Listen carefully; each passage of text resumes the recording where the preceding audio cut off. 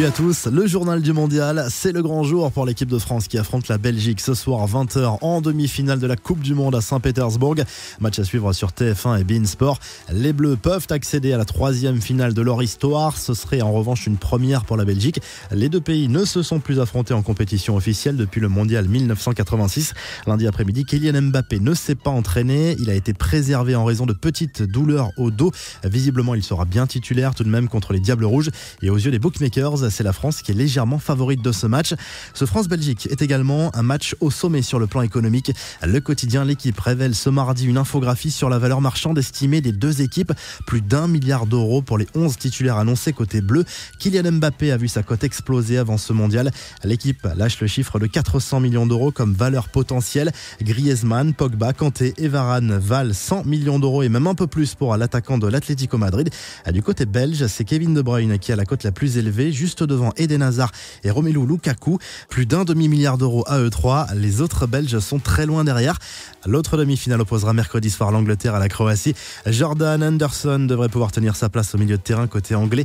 Il était incertain en raison d'une blessure aux ischio-jambiers. L'engouement est énorme outre-Manche avec des conséquences sur l'économie.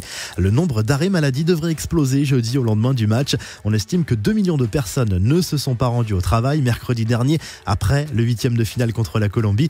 Les Croates, eux, ont axé leur préparation sur la récupération après les 2 prolongations disputées contre le Danemark et la Russie. Lovren et Subasic sont notamment restés aux soins.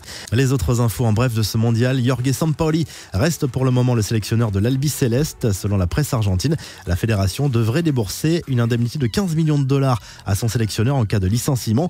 De son côté, les Uruguayens sont rentrés au pays. Ils ont reçu un accueil triomphal à Montevideo. Pas de rancœur des fans après l'élimination contre les Bleus en quart de finale. Et puis si vous regardez France-Belgique sur la télé belge ce soir, il vous faudra peut-être votre petit dico du foot pour traduire certaines expressions.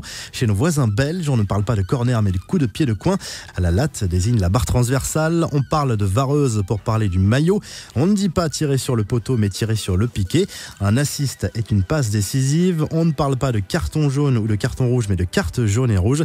Hugo Lloris et Thibaut Courtois sont des keepers et on espère désormais que les Bleus ne joueront pas comme des clettes, comprenez, jouer comme des pieds.